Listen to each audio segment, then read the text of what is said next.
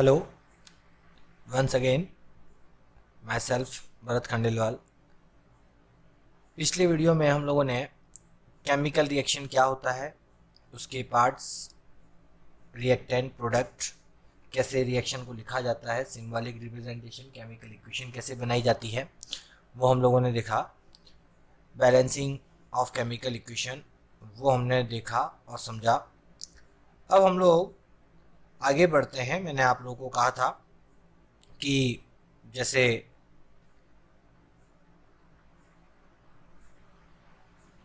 Type of chemical reaction पढ़ने वाले हैं अपन। आप देख सकते हो यहाँ पर बहुत सारे टाइप की रिएक्शंस के नाम लिखे हुए हैं जिन्हें हमें वन बाय वन पढ़ना है। पहले मैं आप लोगों को बता दूं कितने तरीके की केमिकल रिएक्शन जो हमें आगे पढ़नी है। सबसे पहले है कॉम्बिनेशन रिएक्शन और सिंथेसाइज रिएक्शन और एडिशनल रिएक्शन। कॉम्बिनेशन भी बोल सकते हो, उसे सिंथेसाइज रिएक्शन भी कह सकते हो और उसे आप एडिशन रिएक्शन भी कह सकते हैं। नाम से ही आप लोगों को आइडिया लग रहा होगा कि ये रिएक्शन किस टाइप की होगी। आगे देखते हैं। उसके बाद आपके डीकम्पोजिशन रिएक्शन या फिर उसे कह सकते हैं डिसोसिएशन रिएक्शन। उसके बाद है आपके थर्मोलाइसिस, इलेक्ट्रोलाइसिस, फोटोलाइसिस। ये तीनों डीकम्पोजिशन रिएक्शन के ही टाइप है। क्लियर? इसके बाद आपके डिस्प्लेसमेंट रिएक्शन। उसके बाद है double displacement reaction. Double displacement reaction के टाइप ही समझ लें आप। उसमें आपके न्यूट्रलाइजेशन रिएक्शन और प्रेसिपिटेट रिएक्शन। इसके बाद हम देखेंगे ऑक्सीडेशन रिएक्शन, रिडक्शन रिएक्शन और रिडॉक्स रिएक्शन। ये तीनों रिएक्शंस। इसके बाद आपके एंडोथर्मिक और एक्सोथर्मिक रिएक्शन। ये बेसिकली हम लोग जो कॉम्बिनेशन और डीकम्पोजिशन है इसी के साथ पढ़ेंगे। मोस्टली कॉम्बिनेशन रिएक्शन जो होती है वो एक्सोथर्मिक होती है, तो एक्सोथर्मिक रिएक्शन हम कॉम्बिनेशन रिएक्शन के अंतर्गत पढ़ लेंगे। और एंडोथर्मिक रिएक्शन जो होती है वो मोस्टली डीकम्पोजिशन रिएक्शन होती है, तो वो यहाँ हम लोग इसके साथ पढ़ लेंगे। अब आपके हम लोग चलते हैं आगे।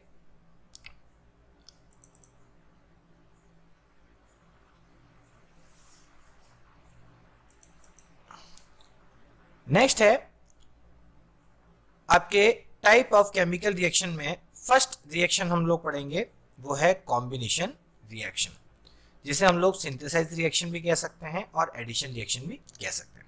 जैसा कि इसका नाम है कॉम्बिनेशन, तो कॉम्बिनेशन का सिंपली मीनिंग होता है किसी चीज का आपस में कॉम्बाइन हो जाना। तो इस रिएक्शन में ऐसा ही होता है। When two or more substances, that means element or compound, combine to form a single product. जब दो या दो से ज्यादा सब्सटेंस, दैट मींस रिएक्टेंट, जिसमें एलिमेंट भी हो सकते हैं, दो एलिमेंट हो सकते हैं, दो कंपाउंड हो सकते हैं, एक एलिमेंट एक कंपाउंड हो सकता है। तो जब भी आपके दो या दो से ज्यादा सब्सटेंस आपस में कॉम्बाइन होकर के एक सिंगल प्रोडक्ट का फॉर्मेशन करता है, तो ऐसे रिएक्शन को कहा जाता है कॉम्बिनेशन रिएक्शन। तो simple, when two or more substances combine to form a single product, the reactions are called combination reaction. Clear? बहुत ही सिंपल डेफिनेशन है। इसका आइडेंटिफिकेशन बहुत सिंपल है कि रिएक्टेंट साइड में यू कैन सी कि आपको दो या दो से ज्यादा चीजें देखने को मिलेगी, बट प्रोडक्ट साइड में सिर्फ आपको एक प्रोडक्ट ही देखने को मिलेगा। For example, calcium oxide react vigorously with water to produce slaked lime. अब आप देखें कि अगर आप कैल्शियम ऑक्साइड को वाटर के साथ ऐड करते हैं तो इन दोनों का क्या हो जाता है, कॉम्बिनेशन हो जाता है और कॉम्बाइन होकर के एक प्रोडक्ट बनता है जिसे हम लोग बोलते हैं स्लेक-लाइम। क्या बोलते हैं? स्लेक-लाइम। और इस तरीके से आपका ये रिएक्शन हम लोग ऐसे लिख सकते हैं, CaO plus H2O gives CaOH whole twice। तो ये जो रिएक्शन है ये कॉम्बिनेशन रिएक्शन है। क्यों कॉम्बिनेशन रिएक्शन है? क्योंकि यहाँ पर दो रिएक्टेंट आपस में कॉम्बाइन हो रहे हैं और एक सिंगल प्रोडक्ट का क्या कर रहे हैं, फॉर्मेशन कर रहे हैं। क्लियर? अब आप देखें आगे, ये जो रिएक्शन इस बीकर के अंदर जो कैल्शियम ऑक्साइड को पानी के साथ मिलाया गया, अब ये जो रिएक्शन हो रही है इसमें एक और इफेक्ट है, वो है it release a large amount of heat also. ये जब आपके रिएक्ट करते हैं तो इसमें काफी ज्यादा मात्रा में हीट भी रिलीज होती है। ठीक है। तो इसी वजह से इसे हम लोग एक और कैटेगरी में रखेंगे, अभी हम आगे देखेंगे इसको। अब आपके जो ये एक स्लेक लाइम, स्लेक लाइम का फॉर्मूला कई बार पूछा जाता है, what is the formula of slack lime? Slack lime is basically calcium hydro oxide. और ये आपके कैल्शियम हाइड्रो ऑक्साइड जो होता है, हम इसका यूज जो है वो वाइट वॉश के रूप में अक्सर हम लोग दीवारों पर करते हैं। तो slack lime is use for white washing walls. दीवारों को पुराने घरों में आजकल तो कलर्स आते हैं, बट पहले वाइट वॉश किया जाता था और उस वाइट वॉश करने के लिए स्लेक लाइम का यूज करते थे। चूने को पानी में घोलते थे और फिर दीवारों पे लगाते थे। अब इससे जुड़ी हुई एक रिएक्शन मोस्टली पूछी जाती है कि वाइट वॉश जब वॉल्स पर अप्लाई किया जाता था तो वॉल्स ऑन दैट डे, जिस दिन हमने अप्लाई किया है उस दिन वो काफी डल दिखता था, बट आफ्टर 2 और 3 days it become very bright. वो दीवार जो है वो काफी चमकदार हो जाती थी, वाइटनेस जो है उसकी काफी अच्छी हो जाती थी। तो why it happens like that, वो इस तरीके से कैसे होता था वो हमको बताना है कि क्यों होता था। उसकी एक रिएक्शन भी आपको करके बतानी है। बेसिकली 2 या 3 दिन बाद उसके वाइटनेस, उसकी फिनिशिंग, उसको शाइनी सरफेस होने का कारण था it react with CO2 to form calcium carbonate. जो ये स्लेक लाइम आपने वॉल पर अप्लाई किया है, ये स्लेक लाइम जो है एयर में मौजूद कार्बन डाइऑक्साइड के साथ क्या करता है, रिएक्ट करता है। और रिएक्ट होने के बाद वो आपके वहां पर क्या बना लेता है, कैल्शियम कार्बोनेट का फॉर्मेशन कर देता है। और ये कैल्शियम कार्बोनेट ही एक वाइटनेस जो दीवारों को देने का काम करता है। क्लियर चीज? तो ये रिएक्शन आप ध्यान रखें। पूछा जाता है कि स्लेक लाइम का वाइट वॉश के लिए यूज किया जाता है, बट ऑन दैट डे जिस दिन आप अप्लाई करोगे उस दिन वो इतना वाइटनेस नहीं रहेगा, वो डल रहेगा, बट 2 या 3 दिन बाद वो अपने ब्राइटनेस को शो करेगा। अब इसके बाद कुछ और रिएक्शंस हैं जो कॉम्बिनेशन रिएक्शन में आती है। कौन सी है? बर्निंग ऑफ कोल की रिएक्शन। बर्निंग ऑफ कोल में भी आप देख सकते हो, carbon react with oxygen two gives carbon dioxide. तो यहाँ पर रिएक्टेंट 2 है, प्रोडक्ट 1 है। साथ में आपके एक सप्लीमेंट्री आप कह सकते हो, साथ में हीट और लाइट का प्रोडक्शन भी होता है। तो यहाँ पर आपके इस रिएक्शन को हम लोग कॉम्बिनेशन रिएक्शन की कैटेगरी में रख सकते हैं। कारण है कि यहाँ पर 2 रिएक्टेंट कॉम्बाइन होकर के एक सिंगल प्रोडक्ट का फॉर्मेशन कर रहे हैं। एक और एग्जांपल है फॉर्मेशन ऑफ वाटर। इस रिएक्शन में भी आप देख लीजिए, 2H2 plus O2 gives H2O। आपके जो हाइड्रोजन प्लस ऑक्सीजन आपके वाटर का फॉर्मेशन कर रहे हैं। तो यहाँ पर भी 2 प्रोडक्ट है, 2 रिएक्टेंट है और सिंगल प्रोडक्ट है। इस तरीके से और भी एग्जांपल्स हैं, आप काफी सारे बना सकते हो, जैसे calcium plus oxygen gives calcium oxide, magnesium plus oxygen gives magnesium oxide, sodium plus chlorine gives sodium chloride, sulphite plus water gives sulphuric acid, and magnesium plus nitrogen gives magnesium nitride. इस तरीके से आपके ये काफी सारे जो examples हैं, ये सब कॉम्बिनेशन रिएक्शन के एग्जांपल्स हैं और सीधा सीधा आइडेंटिफिकेशन है। You can see reactant more than 1 है, 2 है, और इन सब जगह आपके प्रोडक्ट जो बन रहा है वो सिंगल प्रोडक्ट बन रहा है। तो इस तरीके की रिएक्शंस को हम लोग बोलेंगे कॉम्बिनेशन रिएक्शन, जिसे हम सिंथेसाइज रिएक्शन भी कह सकते हैं, उसे हम लोग एडिशन रिएक्शन भी कह सकते हैं। अब आप देखें यहां पर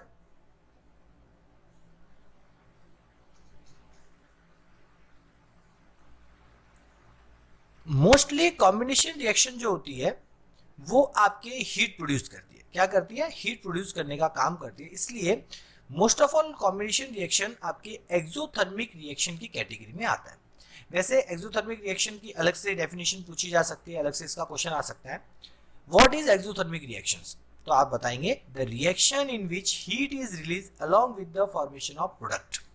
प्रोडक्ट के साथ यदि हीट का रिलीजिंग होता है रिएक्शन के अंदर, तो इसका मतलब वो रिएक्शन जो है वो आपकी एक्सोथर्मिक रिएक्शन है। कौन सी रिएक्शन है? Exothermic reaction. तो एक्सोथर्मिक रिएक्शन वो रिएक्शन जो रिएक्शन के दौरान आपके हीट रिलीज करे, उस रिएक्शन को एक्सोथर्मिक रिएक्शन कहा जाएगा। जैसे एक रिएक्शन हमने अभी देखा था, calcium oxide plus water gives calcium hydro oxide, but वहां पर साथ में हीट रिलीज होती है। अक्सर वो बीकर जो है वो आपका क्या हो जाएगा, गर्म हो जाएगा। अगर प्रैक्टिकली हम लोग करके देखें तो हमें फील होगा। वैसे ही और भी बहुत सारी रिएक्शंस हैं। Burning of natural gas, natural gas means CH4, methane gas को हम नेचुरल गैस कह सकते हैं। तो CH4 को जब हम बर्न करते हैं, that means reacting with oxygen, it produce CO2 plus H2O। वो CO2 और H2 प्रोड्यूस करता है, साथ में आपके रिलीज होता है हीट एनर्जी। क्या रिलीज होता है, हीट एनर्जी का रिलीजिंग होता है, ये हीट आपको देगा।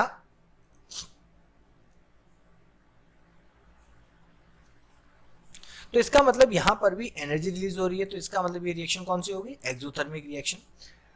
रेस्पिरेशन रिएक्शन को भी एक्सोथर्मिक रिएक्शन कहते हैं। क्यों कहते हैं, क्योंकि रेस्पिरेशन रिएक्शन जब होती है तो उसमें हमारी बॉडी के अंदर जो ग्लूकोज होता है, जो कार्बोहाइड्रेट होता है, उसका ऑक्सीजन की प्रेजेंस में ब्रेकडाउन होता है और वो CO2 प्लस H2O साथ में हीट एनर्जी प्रोड्यूस करता है। अक्सर हम लोग जब हमारी बॉडी के अंदर एनर्जी बनने का कारण ही जो है वो है आपके ब्रेकडाउन ऑफ ग्लूकोज, और ये एक तरीके से रेस्पिरेशन रिएक्शन कहलाती है।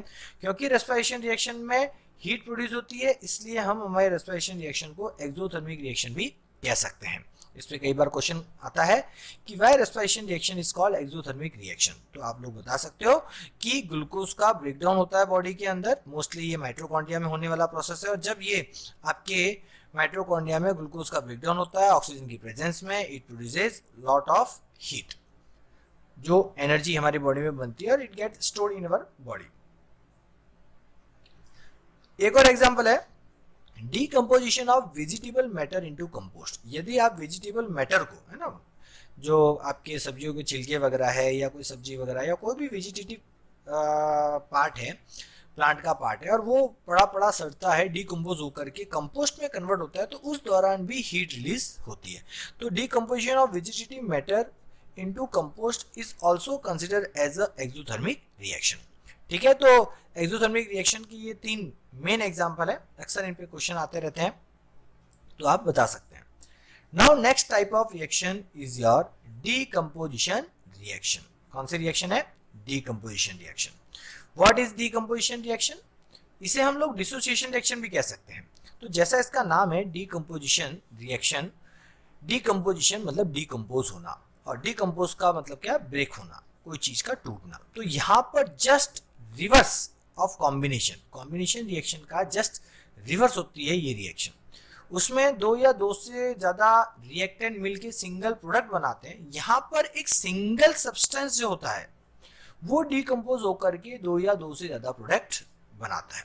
The reaction in which the single substance decomposes to give 2 और more substances is called decomposition.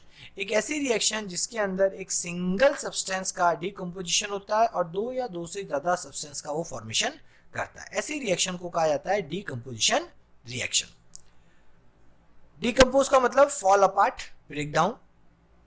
अब किसी चीज को तोड़ना है, डीकम्पोज करना है, तो यूजली रिक्वायर्ड एनर्जी, उसके लिए क्या लगेगी, आपके एनर्जी लगेगी।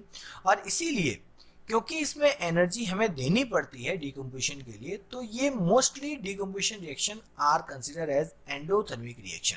ये मोस्टली किस में आ जाएंगे, एंडोथर्मिक रिएक्शन में। आगे देखेंगे इसके बारे में डिटेल में। Now the energy is given in the form of, mostly chemical reactions के अंदर एनर्जी देने की कौन कौन से फॉर्म्स हैं, किस फॉर्म में एनर्जी दी जा सकती है। तो एक आपके रहता है हीट एनर्जी, दूसरा आपके इलेक्ट्रिकल एनर्जी, और तीसरा है आपके लाइट एनर्जी। तो हीट एनर्जी दी जा सकती है, इलेक्ट्रिक एनर्जी दी जा सकती है, और लाइट एनर्जी दी जा सकती है। तो अगर आप हीट एनर्जी देते हैं, इलेक्ट्रिक या लाइट एनर्जी देते हैं, इस आधार पर आपकी 3 टाइप की डीकम्पोजिशन रिएक्शंस बनाई गई है। कौन कौन सी हैं ये? डीकम्पोजिशन रिएक्शन में यदि आप हीट एनर्जी देते हैं तो उस रिएक्शन को कहा जाता है थर्मोलाइसिस, थर्मोलाइटिक डिसोसिएशन रिएक्शन। अगर आप डीकम्पोजिशन रिएक्शन में इलेक्ट्रिक एनर्जी का यूज करते हैं और डीकम्पोजिशन करते हैं तो उसे बोलते हैं इलेक्ट्रोलाइसिस। और यदि डीकम्पोजिशन में आप लाइट एनर्जी का यूज करते हैं तो उस रिएक्शन को कहते हैं फोटोलाइसिस। क्लियर? तो इस तरीके से टाइप ऑफ एनर्जी के बेस पर आपकी 3 तरीके की डीकम्पोजिशन रिएक्शंस बनाई गई है। फर्स्ट आपके समझते हैं हम लोग थर्मल डीकम्पोजिशन रिएक्शन। पहली जो डिकम्पोजिशन है वो है थर्मल डिकम्पोजिशन या thermolytic decomposition reaction. Decomposition of a compound by heat, अगर किसी कंपाउंड का डिकम्पोजिशन हीट से हो रहा है तो उसे थर्मल डिकम्पोजिशन कहेंगे या थर्मोलाइटिक डिसोसिएशन कहेंगे या थर्मोलाइसिस कह सकते हो आप। फॉर एग्जाम्पल, जैसे कि आप यहाँ देख सकते हैं, यहाँ पर लेड नाइट्रेट को लिया गया है, टेस्ट ट्यूब के अंदर लेड नाइट्रेट लेकर के उसे बर्नर के ऊपर फ्लेम पर उसे क्या किया जा रहा है, हीट किया जा रहा है। तो जब आप इसे हीट करोगे तो due to this heat it get decompose, ये डिकम्पोज हो जाएगा। इनिशियली ये एक वाइट कलर का सब्सटेंस होता है, बट जैसे ही आप इसे हीट करते हो, हीट करने पर ये ब्रेक होकर के आपके lead oxide plus NO2 nitrogen dioxide साथ में ऑक्सीजन गैस को रिलीज करता है। तो आपके इस तरीके से ये व्हाइट कलर का जो सब्सटेंस है ब्रेक होकर के कुछ और कलर के सब्सटेंस में कन्वर्ट हो जाएगा। लेड ऑक्साइड जो है वो मोस्टली आपके येलोइश या रेडिश टाइप का दिखेगा, और नाइट्रोजन डाइऑक्साइड जो है जब ये इसमें से गैस निकलेगी it will come out as a brown fumes, ये एक भूरे कलर के फ्यूम्स के रूप में या आपके ब्राउन कलर के फ्यूम्स के रूप में ये क्या हुआ है, टेस्ट ट्यूब से बाहर निकलता हुआ आपको नजर आएगा। साथ में रिलीज होगी आपकी ऑक्सीजन गैस, ये कलरलेस गैस होती है, तो ये भी नाइट्रोजन डाइऑक्साइड के साथ में होती है। तो ये जो रिएक्शन है जिसमें एक सिंगल सब्सटेंस था जो ब्रेक होकर के आपके 3 प्रोडक्ट के अंदर ब्रेक हो चुका है, ये 3 सब्सटेंस में बिखर चुका है। तो इस तरीके से ये जो रिएक्शन है ये कहलाएगी डीकम्पोजिशन रिएक्शन। और कौन सा वाला डीकम्पोजिशन है, ये थर्मल डीकम्पोजिशन है, कारण क्योंकि इसे हीट एनर्जी के द्वारा डीकम्पोज किया गया है। वैसे ही एक एग्जांपल और है FeSO4 ferrous sulphate. Ferrous sulphate को यदि आप हीट करते हो, है ना, फेरस सल्फेट को टेस्ट ट्यूब में ले लिया, ये ग्रीन कलर का सॉल्ट होता है, और इसे जब आप हीट करते हो तो ये आपके Fe2O3 plus SO2 plus SO3 के रूप में रिलीज होता है। SO2 और SO3 गैसेज है जिसकी स्मेल जो है बर्निंग सल्फर के जैसी स्मेल रहेगी, बहुत ही बदबूदार स्मेल रहती है। साथ में आपके टेस्ट ट्यूब के अंदर आपके रेडिश ब्राउन कलर का सब्सटेंस रेसिड्यू बच जाएगा जो होगा फेरिक ऑक्साइड Fe2O3। अब ये जो रिएक्शन होती है इस पे भी काफी क्वेश्चंस आपके बनते हैं, इसमें कुछ चीजों के आधार पे क्वेश्चन रहते हैं। ये अगर आपके हाइड्रेटेड सॉल्ट की फॉर्म है, इनिशियली मैंने रिएक्शन ऐसे लिखी है, बट मोस्टली ये क्या होता है FeSO4.7H2 के फॉर्म में ये सॉल्ट पाया जाता है। This is the hydrated salt, crystal form में रहेगा ये। जब ये क्रिस्टल फॉर्म में होता है तो it appear as a green, और सबसे पहले जैसे ही आप इसे हीट करते हो तो हीट करने पर क्या हो जाएगा, इसका जो ग्रीन कलर है वो आपके क्या हो जाएगा, एक तरीके से गायब हो जाएगा, और एक व्हाइट क्रिस्टल या व्हाइट पाउडर के रूप में ये आपके दिखेगा। तो इसका ग्रीन कलर डिसअपियर होने का कारण है कि इसमें जो वाटर प्रेजेंस थी वो वाटर इसमें से क्या हो रही है, इवापोरेट होकर के निकल जाती है। और अक्सर ये पानी की बूंदे, वाटर वेपर जो होती है वो टेस्ट ट्यूब के ऊपरी हिस्से में आपको बूंदों के रूप में देखने को मिल सकती है। फिर आप इसे और ज्यादा हीट करते हो तब जाकर के ये FeSO4 ब्रेक होकर के Fe2O3, SO2 और SO3 में टूट जाता है। तो इसमें इस रिएक्शन की पहचान की ग्रीन कलर का सॉल्ट जो है, क्रिस्टल सॉल्ट जो है, गर्म करने पर पहले वाटर वेपर रिलीज करता है, उसके बाद वो आपके रेडिश ब्राउन कलर का रेसिड्यू आपके टेस्ट ट्यूब में छोड़ता है, और साथ में एक बर्निंग सल्फर की स्मेल देती हुई कुछ गैसेज आपके बाहर निकलती है। क्लियर चीज? तो ये आपका एक एग्जाम्पल हो गया थर्मल डिकम्पोजिशन का। एक और है थर्मल डिकम्पोजिशन का एग्जाम्पल जिसमें आपकी CaCO3 लाइमस्टोन को यदि आप हीट करते हो तो ये भी आपके कैल्शियम ऑक्साइड और CO2 के अंदर ब्रेक हो जाता है, तो क्विकलाइम और कार्बन डाइऑक्साइड। क्लियर? तो ये डिकम्पोजिशन रिएक्शन हो गई थर्मल डिकम्पोजिशन। नाउ नेक्स्ट है आपके इलेक्ट्रोलाइटिक डिकम्पोजिशन या इलेक्ट्रोलाइसिस। ये आपके एक रिएक्शन है जिसके अंदर इलेक्ट्रिसिटी की हेल्प से हम लोग क्या कर रहे हैं, वाटर को डिकम्पोज कर रहे हैं। वाटर को डिकम्पोज करने के लिए हमने इलेक्ट्रिसिटी अप्लाई की, जिससे वाटर के कंपोनेंट एलिमेंट जो है हाइड्रोजन और ऑक्सीजन क्या हो जाते हैं, सेपरेट हो जाते हैं। तो ये डिकम्पोजिशन तो हो रहा है, लेकिन किसकी हेल्प से हो रहा है, ये इलेक्ट्रिसिटी की हेल्प से हो रहा है। डिफाइन कैसे करेंगे, decomposition of a compound bye electricity is called electrolysis. Electricity की हेल्प से यदि कंपाउंड का डिकम्पोजिशन आप करते हो तो वो इलेक्ट्रोलाइसिस कहलाता है।